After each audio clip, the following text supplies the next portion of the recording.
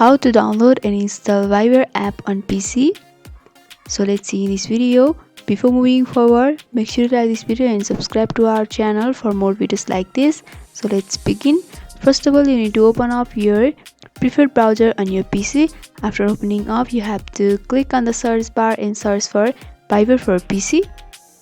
After searching for it, you'll be able to get the search results. So I have to go for download Viber option in the first paragraph.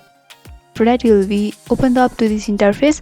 So I have to go for download for Windows option in the right hand side. After doing that, you can see in the bottom left corner Viber is being downloading.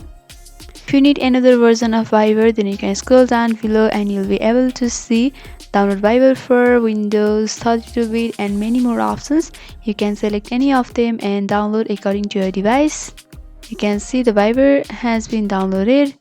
And in the file, you have to go for download option over here in the left hand side. And you can see the Viber has been downloaded over here in the file. So by following this simple step, you can download and install Viber on PC. So hope this video was helpful. Don't forget to like, comment, share and subscribe to our channel for more videos like this. Thanks for watching.